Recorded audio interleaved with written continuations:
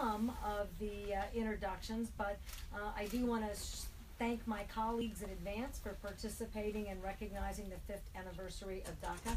And the first thing I want to do is the chairwoman is recognize, quite frankly, the leading member in the House on issues of immigration, immigration reform, immigration status protection, and really recognizing and highlighting the issues surrounding DREAM. Someone who's largely responsible for moving the last administration. We're going to work tirelessly till they get that piece of paper. It's unfortunate that Donald Trump is lying to us, that he is going to leave them alone, that they are not a priority. Well, ask Jessica in Georgia just last week when she was sent a letter saying you had a traffic violation when you were in college and you were 21 years old, you were driving without a driver's license. You are now a priority for deportation, even though twice she has been. We have a lot of people to speak here this morning. And Michelle, I just want to say that thank you for calling us all together, and thank you for having this caucus fight tirelessly for the over 750,000. I want to say to especially all my colleagues in the Hispanic Caucus who I've worked with over the last 25 years, you've given me the incredible privilege and honor of leading on immigration. And I got to tell you that when I met with the president that Christmas of 2011, and he said, I'm going to Hawaii, you're going to Puerto Rico, put your thinking cap on, and we came back in February and said, Mr. President, you should take the DREAM Act and put it into an executive order. I know a lot of people thought we were crazy, including the president, who said he wasn't a king, he wasn't an emperor, he couldn't do it. But we kept saying what? Yes, you can. Yes, you can. Yes, you can. And the president did. I think it's one of our greatest victories. And last, I want to say, if that was a proud moment, allowing me to carry that message to the president on behalf of this caucus, the second one was later in 2012, when Senator Rubio said, well, I'm going to introduce something to protect the Dreamers. And the Hispanic Congressional Caucus told the president, we don't have a Rubio problem, we have a deportation problem. Mr. President, give us an executive order to protect the Dreamers, or we're joining Senator Rubio in the House of Representatives, and we're going to do legislatively what you refuse to do from the executive branch of government. I'm proud of this caucus, because you know what? That was a defining moment. Guess what happened 2 weeks later? The executive order was signed. And 2 months later, the first people got to sign up, just in time for the Democratic Convention in Charlotte, where they were in prime time. So we went from not wanting to talk to us to you can't do it to prime time at the convention. Eso les demuestra a cada uno de ustedes, se los digo sinceramente, le estoy hablando más a ustedes que cualquier otra persona. Nosotros tenemos gran poder e influencia. Gracias. Thank you so much. I'm Zoe Lofgren, the ranking member of the Immigration Subcommittee, and I've been proud to work with my colleagues who are here behind me on the DREAM Act and so many other things. The CHC in particular needs to be celebrated for the key role they play not only in the creation of the DREAM Act, but every other good immigration measure that we have talked about. You know, it's easy to focus on the threats because the Trump administration is providing threats to the Dreamers. Why should we celebrate the Dreamers? We recently had a survey that showed of the Dreamers, 95% are currently either in school or working. They've bought homes, they've bought cars, they're in our hospitals, they are contributing to our great country. Why? Because they're Americans except for a piece of paper.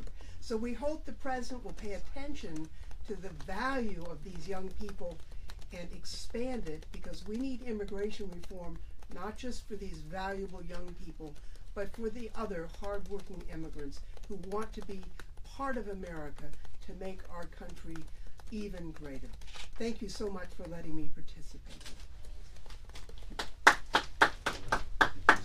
I'm Joaquin Castro, and I represent San Antonio, Texas, here in the Congress.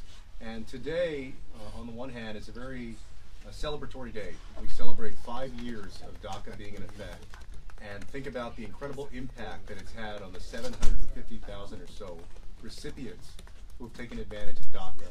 people who have gone on to college, who have gone into their careers as doctors, as engineers, in all the professions you can imagine. But even as we celebrate, it's also a bittersweet day because of how the Trump administration has approached DACA recipients over the last several months.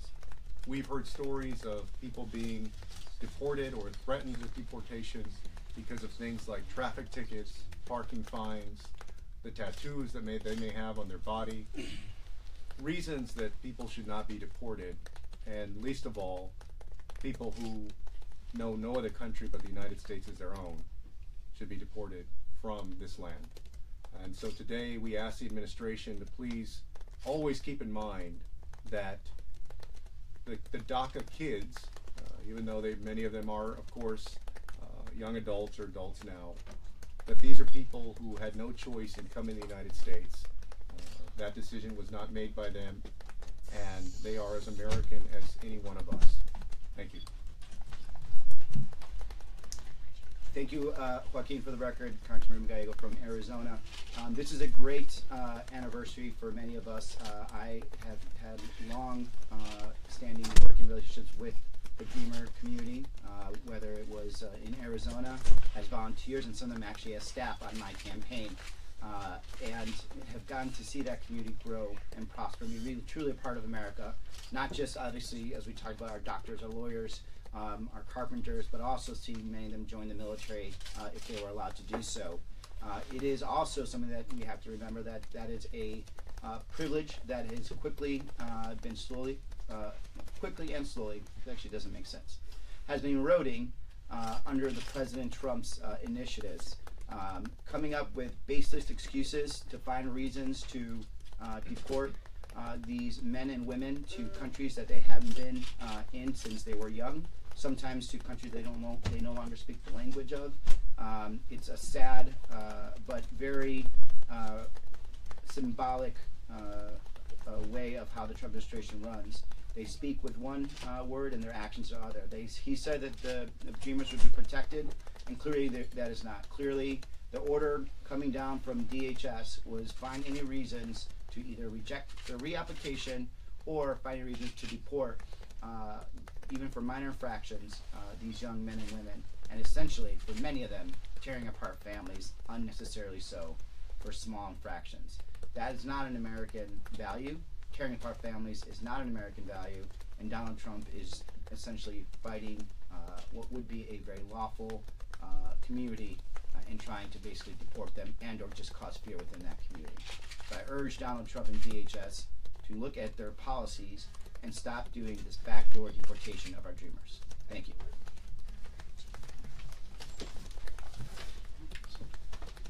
I'm Congressmember Judy Chu, chair of the Congressional Asian Pacific American Caucus, and I want to thank CHC chairwoman Lou Hungersham for convening this event and inviting us all to commemorate the 5th anniversary of the DACA program. Over the past 5 years, we've seen the tremendous impact that this program has had on hundreds of thousands of Dreamers who were brought to this country through no fault of their own and who no other home than the United States. And certainly the API community is very concerned about their status. Nearly 60% of Asian Americans are foreign born, and although APIs make up 6% of the U.S. population, 14% of our population is undocumented. We also account for over 40% of the DREAM students in the University of California system. That's why KPAC is committed to working with our colleagues in CHC to protect the DACA program and to create a permanent legislative solution to fix our broken immigration system. And just to tell you about the potential of DreamAct students, let me talk about the story of Jose Antonio Vargas.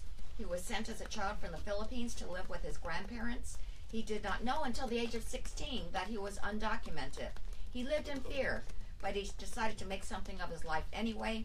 He graduated from college, became a journalist, and went on to win the Pulitzer Prize. So that's what can happen when we allow Dreamers to come out of the shadows. Yet today, millions of undocumented Americans live in increasing uncertainty with the Trump administration. His divisive and anti-immigrant rhetoric threatens our immigrant communities, and even DACA recipients are no longer safe under Trump's enforcement-only policies. This is unacceptable. President Trump's persistent attacks on immigrants cannot stand. We must fight to protect DACA and continue to denounce Trump's anti-immigrant policies that threatens to tear families apart. We will continue to fight for dreamers like Jose Antonio Vargas and ensure that all of America remains the land of opportunity. Thank you. Thank you. For 5 years, close to 800,000 young people that came here really because of their parents' decisions have had a sense of hope and opportunity.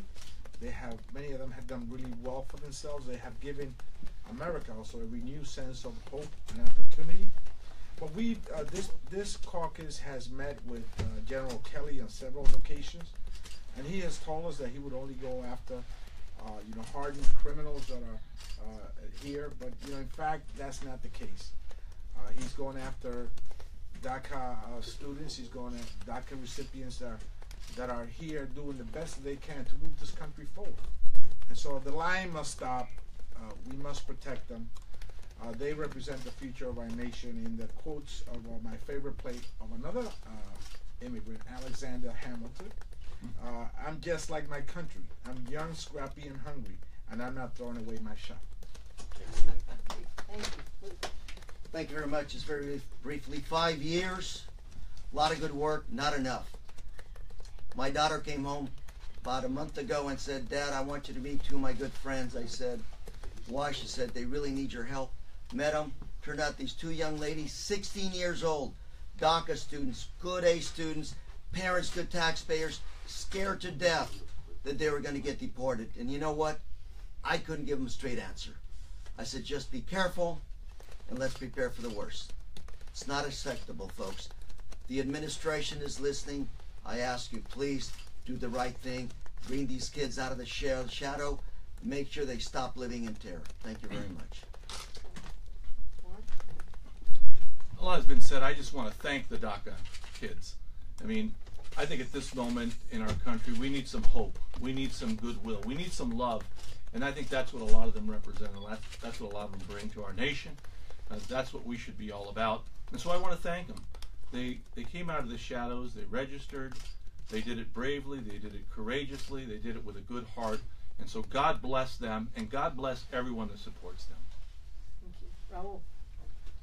Thank you very much, and let me thank our chairwoman and the Hispanic Caucus and all my colleagues that are here today to celebrate the 5th anniversary of DACA. Everything's been said, but I haven't said it, as somebody once said. But I want to just, the message that Mr. Vargas and Mr. Correa just made is really important. We're talking about 800,000 young people who now have opportunity and a level of security and success in this country, and we need to protect that. And quite frankly, the issue of immigration, enforcement only, the wall, has become a bludgeon to continue to divide and sow hate in this country, and we need to stop that. And for the DACA students, I think it is cruel and unusual to continue to dangle their future in front of them without making the definitive decision to extend the executive order or to let it be codified into law, which would be the right solution to make.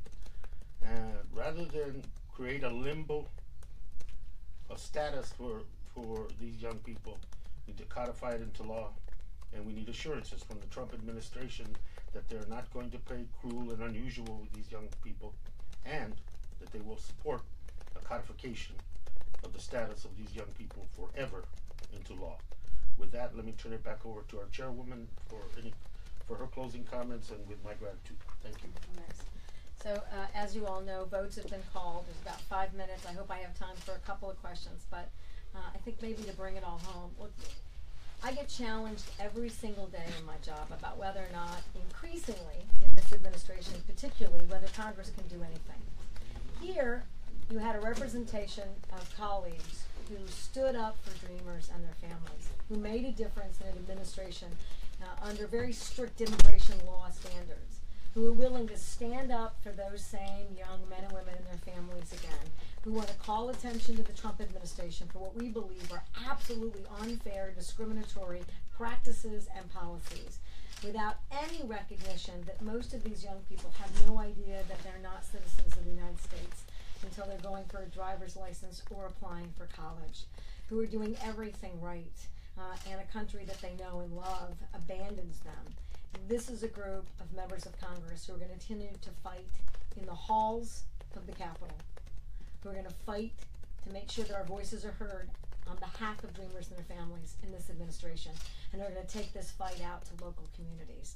And that's what we celebrate on the 5-year anniversary, that this is an issue and these are individuals who are worth fighting for, and that's exactly what we're going to do. Yes, sir. All right, so the limbo of DACA has been talked about, especially under this administration. Is there anything in specific that you guys are trying to do in Congress to help combat that limbo? Well, we've got legislation, right? We got the Bridge Act. We're looking at introducing additionally comprehensive immigration reform. The tough issue is that given the kind of rhetoric about immigration in general and the discriminatory practices, at least in my mind, of this administration, it's been very difficult for us to bring any legislation that is really clear about protecting Dreamers. We hope that in the coming weeks in the summer, after the healthcare issues, which frankly I hope get resolved in favor of the Affordable Care Act, that we can start to do protection specifically for Dreamers and go back to comprehensive immigration components. I will tell you this, farmers and other folks are getting increasingly anxious, and as we're doing the Farm Bill, you're going to see increased advocacy on doing something on these issues during the summer months.